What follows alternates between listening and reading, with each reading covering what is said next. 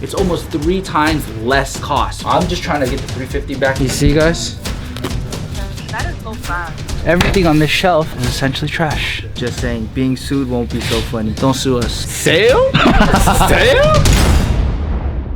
Guys, by the title of this video, we're gonna break down how this factory scammed us out of $400,000. We've been working on these sun-dried type of blanks for the longest time now. It's like this type of blank right here with the wash. Obviously, you guys already know the reference is coming from Hellstar. This is something that everybody wants to sort of spray in this wash. And the one thing that we found out is when you put these hoodies and these garments in direct heat, they'll actually deteriorate. We've learned a lot of different stuff. Essentially, there's 2 different types of dyeing. There's sulfur dyeing and there's reactive dyeing. Sulfur dyeing is a much cheaper way of dyeing. However, they stop doing it because of 1, it's bad for the environment, and 2, it deteriorates the hoodies. Essentially with sulfur dyeing, if it's not done correctly, the dye will start to eat the fibers of the garment, and then over time it'll actually what they call dry rot. So if you're like a vintage collector and you've ever seen like vintage shirts, usually the black shirts, what they're gonna do is they're gonna dry rot because they're sulfur dyed. Only thing about the sulfur dye is if you want to get this sort of look to it, this sort of white look, essentially what it is this and this are the same garment. This is also sulfur dyed, but what the factory does is they'll take this garment and then they'll bleach it like this to give it that white potassium spray look. It's either potassium spray or it's bleach, but a reactive dye garment, if you bleach it, it comes out more of like an orangish tint. A lot of the trends now is like all the blanks are trying to be more vintagey, so that's why they're going back to the sulfur dye to give you this sort of white spray look. If you did it with reactive dye, it wouldn't rip, it wouldn't deteriorate, but the washes and the bleach look, it would come out more orangey, yellowish color than a white color. We've been ordering with this factory. It's a new factory that we've been working with. They're better off with fashion goods, but essentially they're cutting the garments with the sulfur dye because it's a lot cheaper for them. I talked to another factory that we work with. They said that when you sulfur dye versus reactive dye, it's almost 3 times less cost when you sulfur dye it. With this factory, essentially every penny, every cent, every dollar counts. So what they're doing is they're sulfur dyeing all of our garments to save money. Okay, I get it why they would do it. You can only do this with sulfur dye, but the craziest thing is we just ordered crop zip-ups that don't require any wash and they sulfur dyed these. There was actually no point for them to sulfur dye these other than the fact that they're just trying to save money and get one over on us. So this is the part of the video where I'm gonna break down what we're going through financially. I'm pretty sure if you're like a big company, if I had a board or whatever, they'll probably say don't do this, because essentially it's like, you guys remember the cereal commercial where the CEO was like, yeah, you should eat cereal every day for dinner. This would be like if that same CEO came out on camera and said, this is what's actually in our cereal and it's terrible for you. That's essentially what we're doing here. But I feel like transparency is the best thing. It's not like we purposely are trying to design shitty products. It's that the people that we're working with, they kind of fucked us over, and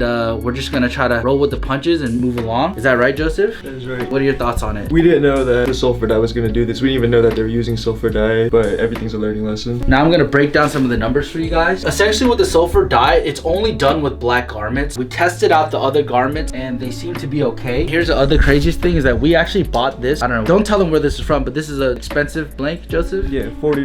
$40 for this. We tested it, we heat pressed it. It's the same thing. When you put it under heat, over time, it'll also start to deteriorate. So it's not just us. I think it has everything to do with this sort of wash look. If you have that look, then it's probably gonna happen. We found out that there's 3 garments that have the problem: oversized zip-ups, heavyweight French terry, and sun-dried hoodies. It's really mainly the sun-dried hoodies more than anything. I have a zip-up at home that I've worn for like 2 months, 3 months. I haven't had any problems, but I also didn't print on it. So what we paid for this load was $150,000. What we sold off of this load is $176,000, but that's not including all the refunds that we've been getting based off of like people saying that they can't screen print on it. And then the inventory we have left is $27,000. So I addressed this to the factory. Essentially, they gave me a $20,000 credit. But if you do the math, it's essentially like after labor and everything. I mean, you guys know, if you're on the other side of the camera, would you put up $150,000 to only make $26,000? Like, this is a terrible business, but it's better than a loss. Here's where the problem comes. We have 4 different invoices in queue with them, and the ones that have stars, these are the ones that probably or potentially have problems. Again, the colors, there's not as much problem because I think with the colors, they're not using sulfur dye. I think they are dyeing it correctly, because the reason why they use sulfur dye for the black is because black is the hardest to dye. If you want to dye something solid black, it takes the most dye and the most water, the most process. Whereas like if you dye something pink, it's a lot easier. So these are the ones that have the problems. This is what we've paid on them, and then this is what we owe on them. So the way we do the deals is I do 30% down payment for them to start the order, and then I do 50% when they ship the order, then I do 20% when it lands. Even getting these sort of terms with the factory, it's probably going to be very, very difficult. Usually most factories will do a version of 50% down and then 50% when it ships. Essentially, they don't want any of the liability. If you have a reputable name like Superline, I our name and our credit goes across all countries, like people know that we always pay on time, that we do good business, we don't shiesty you, you can sometimes negotiate this. What I'm doing now is I'm kind of breaking down money that's in the air, what's owed, and then that way we can build the leverage and how to best solve this issue. Because when you work with an American company, you can just sue them, you can charge back. There's so many different options that you can do. But when we're working with the overseas Chinese company, like what am I gonna do? Like pull up with 30 goons? I don't even think I could sue across the seas. There's not really a lot for me to do. So the best way to do it is these are your poker chips and you gotta play the game the way that they play the game. This is what we've paid essentially on the 4 loads. We have $160,000 that they already have. We owe them $191,000. All of these terms are broken down like this. So I'm just trying to map out what's the best way.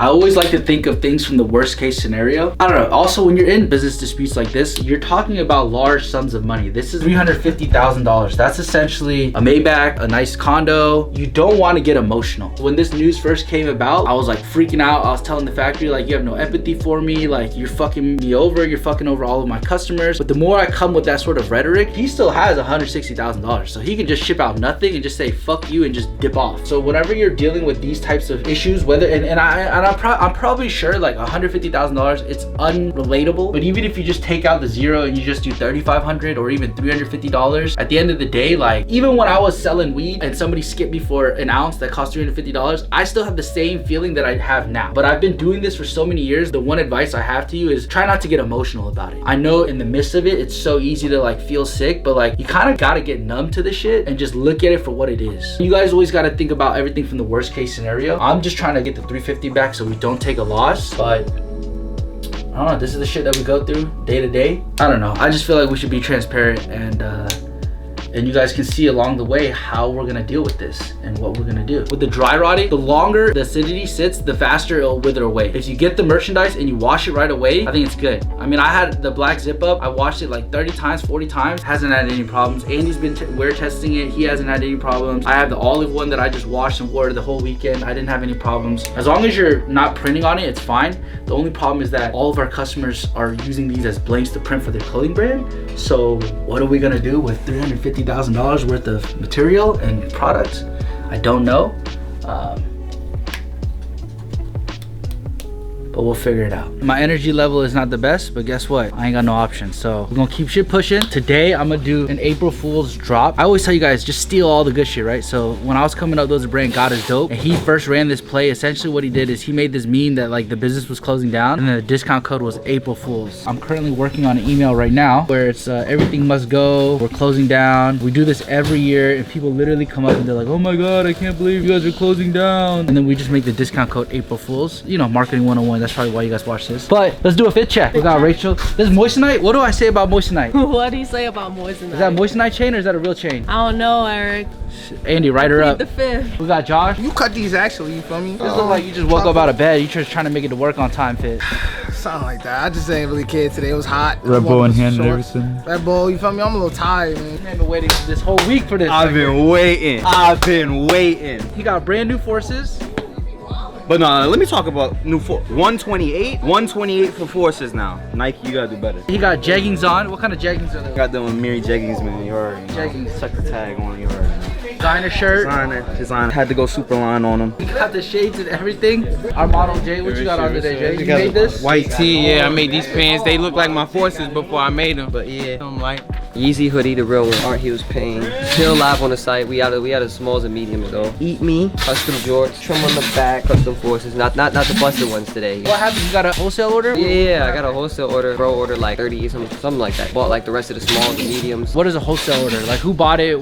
How did he reach out? What'd you sell it for? Diamond stores that has like Rude and all those other brands, and pretty much he hit me up saying like he was trying to buy some tees, like a wholesale, like what price could I give it to him? I sold to him for like 30 bucks a shirt. He got like 38 of them, so he's finna pay half now, and then when it lands he pays me the other half. If it sells out, he's gonna order some more. So now your brand is on the same rack as Rude, all those other Babe, brands. Supreme, All those Gallery Department. Denim Tears. And it's in a mall too, so you know they're gonna have like some traction. So a lot of people are gonna be seeing it more. And it's in North Carolina. It's not even in the state of Georgia. So Hey, y'all better buy you a fucking trim shirt before that shit go global. Next thing you know, the price going up. next time we going like Hellstar. What you got on today? He got on the dressed in the dark tactical gear. What is in here? My wallet. Your wallet. What else? Keys. Got my vapes. Your vapes, like 4 vapes, some snacks, Oh, I got another marker. some tape. Nah, I ain't got no gummies today, actually.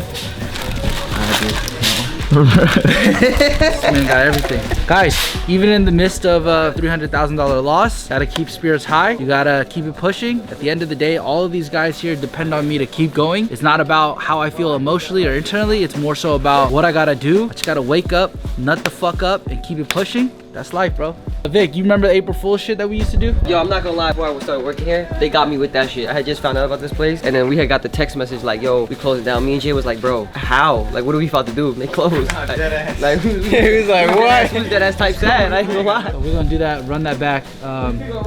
Every year, that's like kind of like what we do. The one thing I'm hesitant about it though is like, if we lose the $300,000, we actually might be closing down. So I kind of don't want to joke around too much and manifest it. That's the one hesitation I have, because it might actually come true, but hopefully not. Keep it pushing. We sent out the email blast. Look at all of these people texting us. DMs is going crazy. People are like, yo, we're going out of business. Homegirl said, y'all are closing. The irony behind this is if we lose $300,000, we really might be closing down. So I feel sick to my stomach. I can't eat. I don't know. The video today might not be good. I'm all kind of fucked up right now, mentally. Mr. Lee, you like that car? No. Is that your style? I'm not the nice style. Kind of nice, no. You know we're closing down now, right? Listen, you had me literally leaving out this morning. I was like, man, what the, hold on. I went on and seen the promo code April Fools. I was like, got him. got him. We got an email saying if this is false advertisement to get more sales, it's illegal. Just saying being sued won't be so funny. Don't sue us. We already got a lot of fucking problems as it is. Don't sue us. I don't think it's false advertisement. It says April Fools. Today's April Fools. I mean, I'm not a lawyer, but don't sue us. Those are really Amiri's? Yeah. Amiri makes jeggings like that? Yeah. Jeggings is crazy. Jeggings is Those Amiri's was on sale, huh? Sale?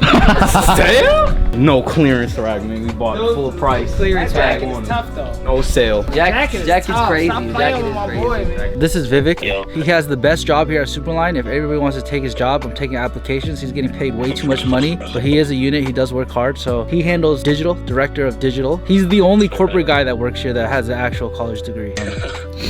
So that should tell you why he's getting overpaid. So up until now, our strategy was like create the Instagram as like a media page. We have width. When you talk about audience on online, there's width and there's depth. Width is like everybody knows your face, everyone knows who you are, they've heard of you. Depth is like they know everything about you. If you're cracking on Tinder, everybody's seen your face, they've swiped right on you, they try to match you, right? Depth is like you actually had a conversation with that person, you know their middle name, you know where they were born. We're talking with Vivek. What do we think? We want to go build depth now? Yeah, that's what this YouTube channel y'all are watching is depth. I went to New York. I was trying to talk to Moses the jeweler. He didn't big dig me, but like he big digged me. And I was showing them the page and like within 30 seconds, you should be able to digest what we do. But because our page is so memey and has so much width, it's really hard to understand like what we do. So we're talking about strategizing where we just post organic content only. I do think we should dial it back, but not completely take away the repost, because I do think people follow us for the repost a little bit too. And the other thing about the repost is that what we've helped smaller creatives. Yeah, we spotlight creatives and we change people's lives through the reposts. So there was this one dude that, I mean, this was organic content because we met him at a trade show, but he got posted on our page and that video got like 1 million views. He like sells deconstructed shoes. He would take a Travis Scott, he'll deconstruct it and sell it as like artwork on the wall. Before he got posted, like his DMs, I don't know if it was dry, but like he had a post with Dana White. He gave Dana White a shoe. We did our version of it. It got 1 million views and it shit on the Dana White one. He said that like his DMs have been flooded and he's getting so many requests. So the other part of the repost is like, now that we have a platform, you know, we just want to empower creatives. We don't want to lose that element, but we also don't want to lose the depth that we need to have. The dude that has reconstructed shoes, it was original content. So I think one day we can get to a point where we go to you guys and cover your brand and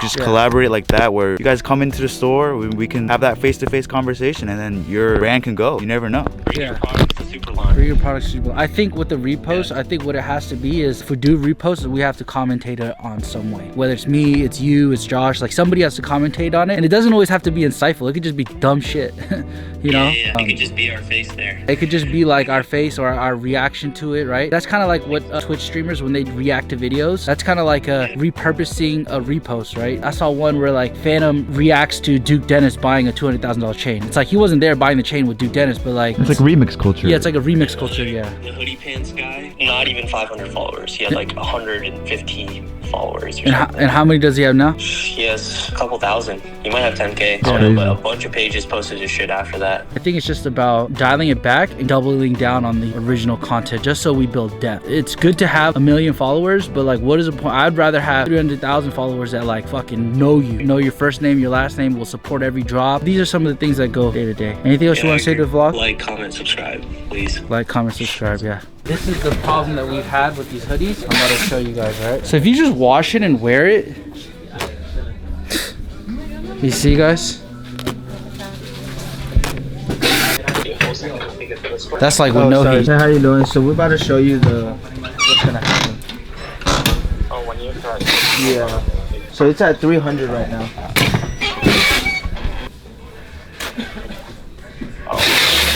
Bro, some of these, I'm not even gonna cap to you. This one I just ripped off of like without even heat pressing it. That is so fast. Brand new.